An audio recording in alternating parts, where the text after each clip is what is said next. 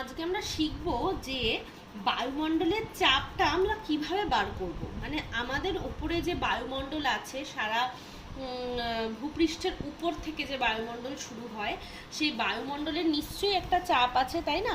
তো সেই বায়ুমণ্ডলের চাপ আমরা কি করে বার করব সেটা আমরা শিখব। অভিকর্ষের জন্য পৃথিবীর চারিদিকে যে ভূপৃষ্ঠ আছে সেখান থেকে ১৬০০ কিলোমিটার উচ্চতা পর্যন্ত কি হয় না, গ্যাসীয় পদার্থের যে স্তর আসে সেটাকেই বলা হয় বায়ুমণ্ডল। তো এই বায়ুমণ্ডলের বেশিরভাগটা হচ্ছে নাইট্রোজেন আর অক্সিজেন, আর অন্যান্য গ্যাসগুলোর পরিমাণ কম। তো ভূপৃষ্ঠ থেকে আমি যত ওপরে উঠবো তত মানে বায়ু হালকা হয়ে যাবে, অর্থাৎ বায়ুর ঘনত্ব কমতে থাকবে। আর এই যে বায়ুমণ্ডলের যে চাপ প্রয়োগ করছে সেটা কিন্তু বায়ুমণ্ডলের যে নির্দিষ্ট ওজন আছে নিজস্ব, সেটার জন্যই চাপ প্রয়োগ করছে। তো বায়ুমণ্ডলীয় চাপের সংজ্ঞা কিভাবে দেওয়া হয়? বলা হয় কোনো নির্দিষ্ট স্থানে যদি কোনো বিন্দুর চারিদিকে একটা একক ক্ষেত্রফল কল্পনা করি, তার উপর বায়ুমণ্ডলের ওজনের জন্য বায়ুমণ্ডল লম্বভাবে যে বল প্রয়োগ করে তাকেই বলা হয় কি না, বায়ুমণ্ডলের চাপ। হলো, তাহলে একটা নির্দিষ্ট বিন্দুর চারিদিকে একক ক্ষেত্রফলের ওপর বায়ুমণ্ডল তার ওজনের জন্য যে বল প্রয়োগ করছে সেটা হচ্ছে বায়ুমণ্ডলীয় চাপ। আর প্রমাণ বায়ুমণ্ডলীয় চাপের সংজ্ঞা কি আমি লিখছি, প্রমাণ বায়ুমণ্ডলীয় চাপ। প্রমাণ বায়ুমণ্ডলীয় চাপের সংজ্ঞা কি? প্রমাণ বায়ুমণ্ডলীয় চাপের সংজ্ঞা হচ্ছে, যখন এটা প্রমাণ কথাটা বলছি নিশ্চয়ই একটা স্ট্যান্ডার্ড সংজ্ঞা আছে, সেটা হচ্ছে সমুদ্র পৃষ্ঠে ৪৫ ডিগ্রি অক্ষাংশে 0 ডিগ্রি সেলসিয়াস উষ্ণতায়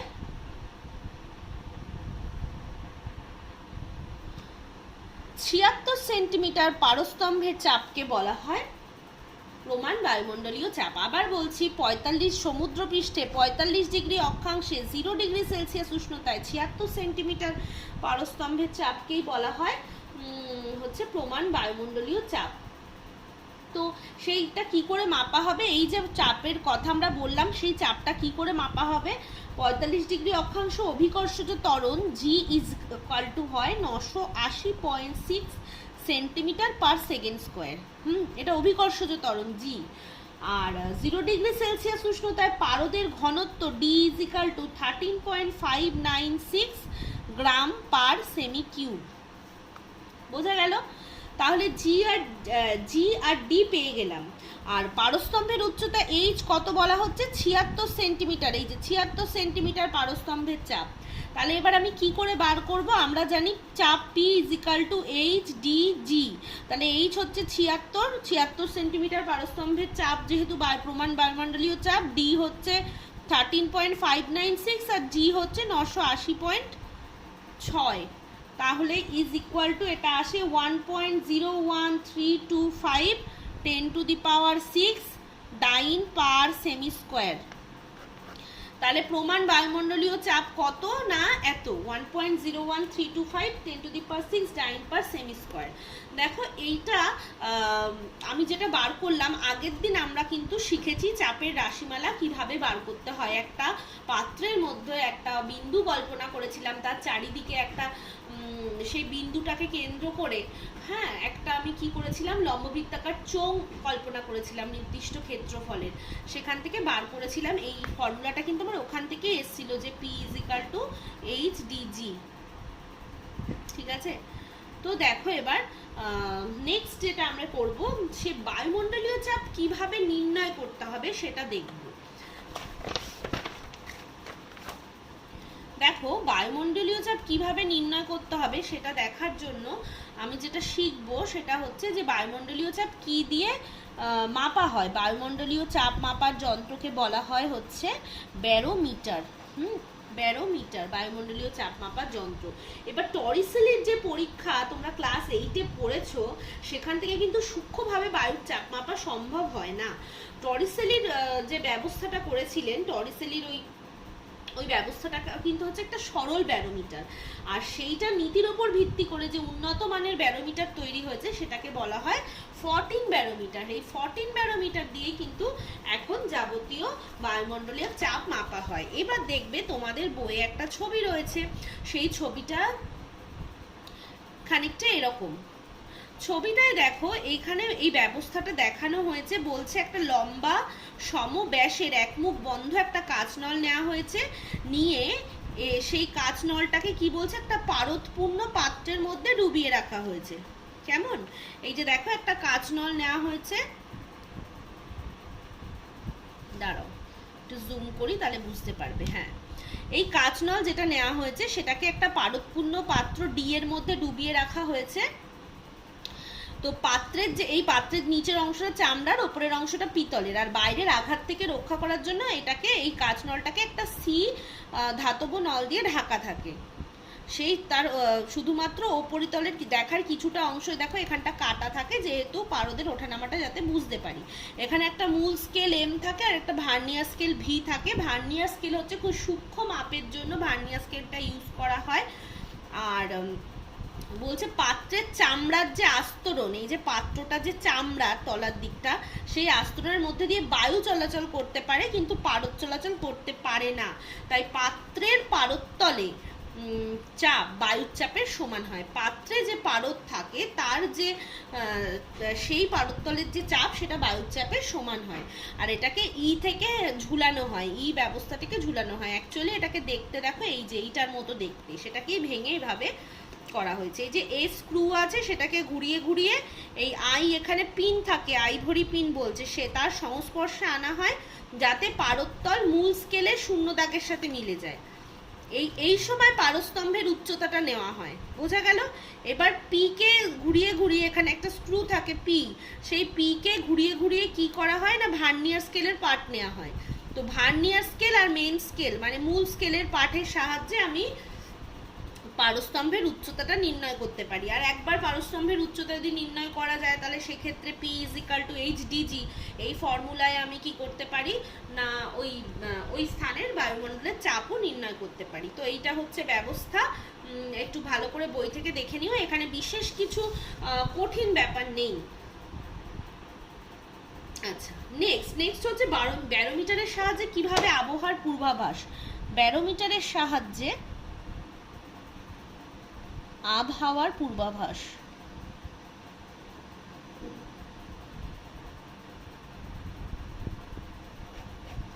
দেখো ব্যারোমিটারের সাহায্যে আবহাওয়ার পূর্বাভাস কিভাবে বোঝা যায়, এইটুকু আমি বুঝলাম। ব্যারোমিটারের মধ্যে যে পারস্তম্ভটা যতটা উঠছে সেইটাই কিন্তু সেই জায়গায় বায়ুস্তম্ভের চাপ হচ্ছে।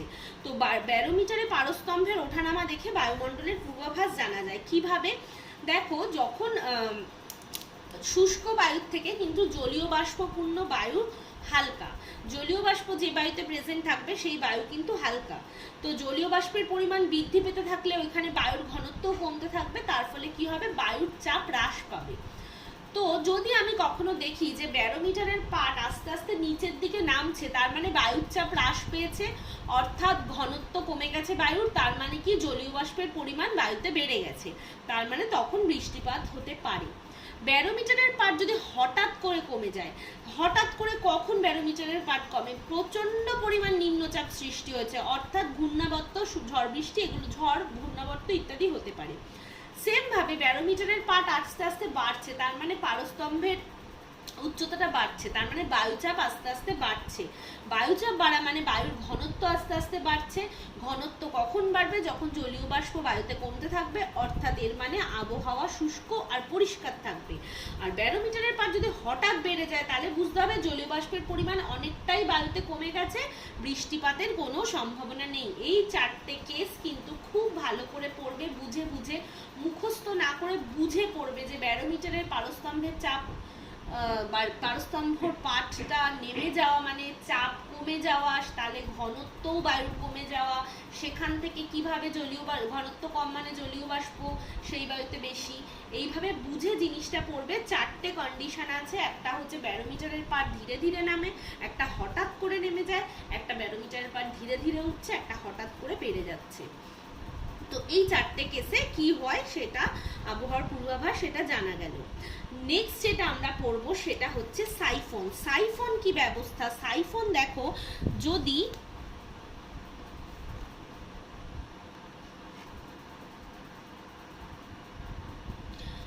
আচ্ছা এখানে দেখো সাইফন,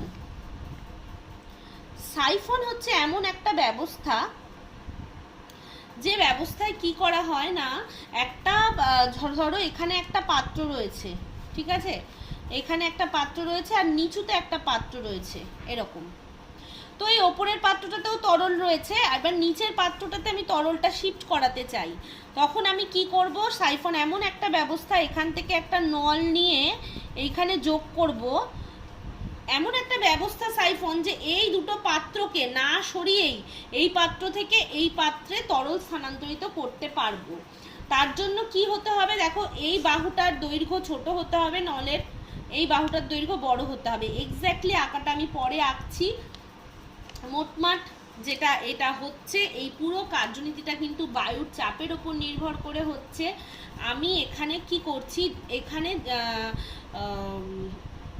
নলটা ঢোকাচ্ছি, নলটা ঢুকিয়ে এইখানে নলটাতে ফু দিয়ে কিছুটা বায়ু টানছি, নিয়ে কি করছি আমি হাত দিয়ে চেপে নলটা বন্ধ করে দিচ্ছি, নিয়ে আস্তে করে এই পাত্রের মধ্যে নলটা যেই ছেড়ে দিচ্ছি এখান থেকে জল এখানে চলে আসবে, উচ্চ চাপ থেকে জল নিম্ন চাপের দিকে চলে আসবে।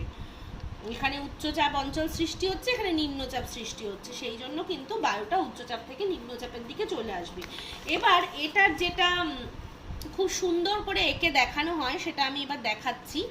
সেটা হচ্ছে এরকম,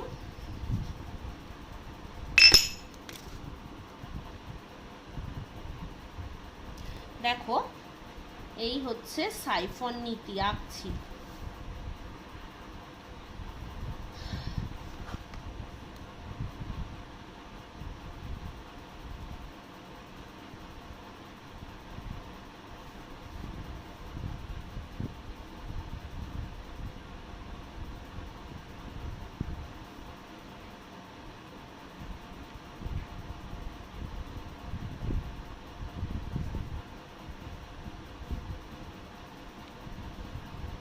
এইভাবে এইটায় তরল আছে, এইটায় তরল স্থানান্তরিত করতে হবে। বোঝা যাচ্ছে? ভালো করে দেখো।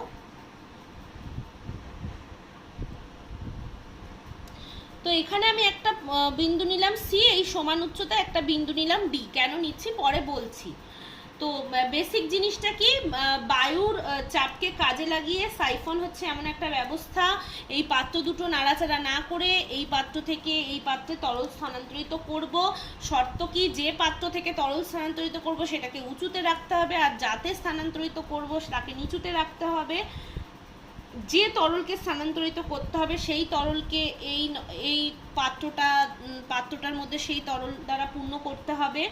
আর নলটি ছোট বাহুকে উঁচু স্থানে রাখা তরলপূর্ণ পাত্রের তরলের মধ্যে, আর বড় বাহুকে যে পাত্রে তরল স্থানান্তরিত করব তার মধ্যে ঢোকাতে হবে। অর্থাৎ ছোট বাহুকে যেখান থেকে তরল স্থানান্তরিত করব সেই পাত্রে, আর বড় বাহুটাকে যে পাত্রে তরল স্থানান্তরিত হবে সেই পাত্রের মধ্যে রাখতে হবে।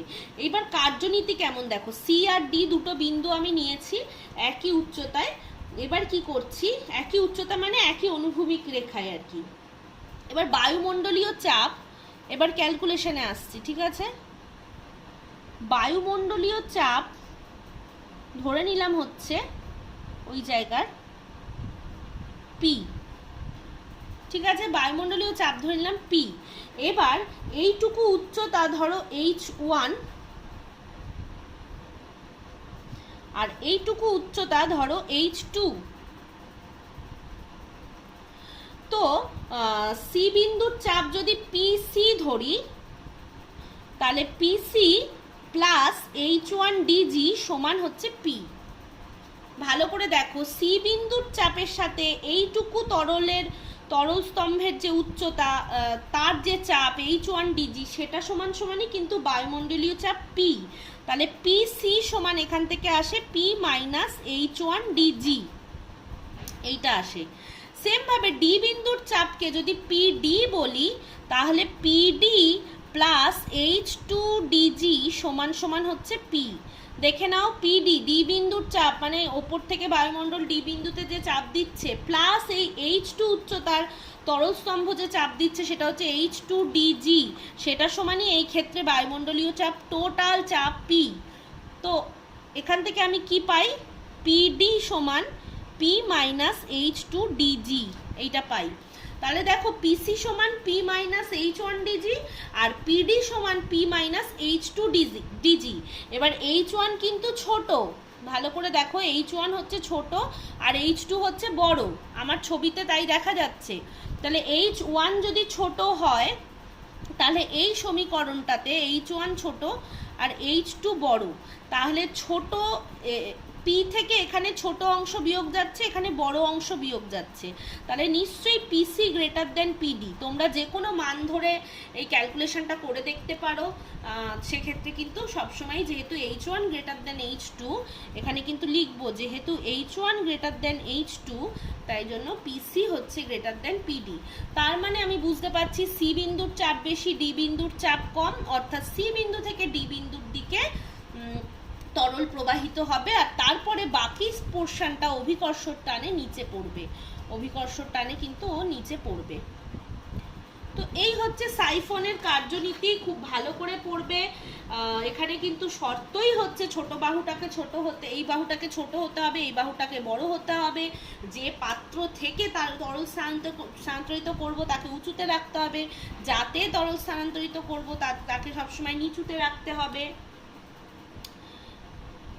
আর এই তরল স্তম্ভকে বায়ুমণ্ডল যতটা ওপরে উঠাতে পারে তার থেকেও যদি কি হয় না,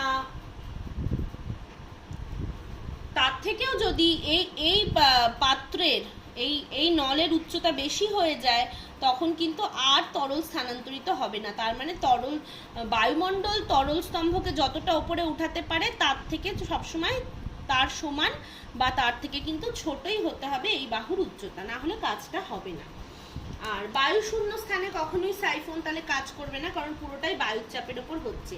এবার তোমরা এর সাথে যেটা পড়বে, সাইফনের ব্যবহারিক প্রয়োগ। সাইফন স্বয়ংক্রিয় ফ্লাশে ইউজ করা হয়, আর বড় ব্যারেল বা মানে ব্যারেল থেকে পেট্রোল বা বড় ব্যারেল থেকে পেট্রোল বা ডিজেল ছোট পাত্রে স্থানান্তরিতকরণের জন্য ব্যবহার করা হয়। নেক্সট যেটা আমরা পড়বো সেটা হচ্ছে তরলের সমোচ্চশীলতা ধর্ম। তরলের সমোচ্চশীলতা ধর্ম। সমোচ্চশীলতা মানে সম উচ্চতা, ঠিক আছে?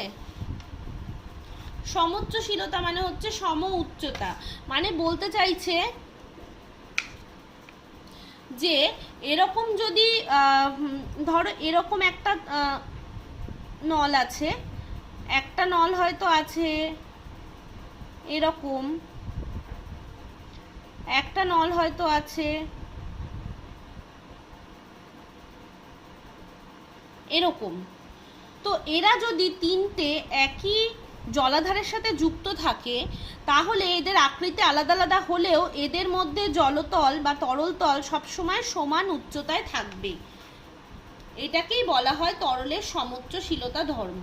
তার মানে তরল সবসময় পরস্পর সংযুক্ত পাত্রে স্থির তরলের ওপর তল সবসময় অনুভূমিক থাকতে চায়, এটাকেই বলা হয় তরলের সমোচ্চশীলতা ধর্ম। এই ধর্মের জন্যই কিন্তু বাড়িতে বাড়িতে বড় ট্যাঙ্ক থেকে বাড়িতে বাড়িতে জল সরবরাহ করা হয়, নিচু বেসিন, বাথরুম, রান্নাঘরে জল সরবরাহ করা যায়। এই ধর্মের জন্যই কিন্তু সেটা সম্ভব হয়, কারণ তরল সবসময় কি করে, একটা নির্দিষ্ট অনুভূমিক রেখায় একই উচ্চতায় থাকতে চায়। এটাকেই বলা হয় তরলের সমোচ্চশীলতা ধর্ম।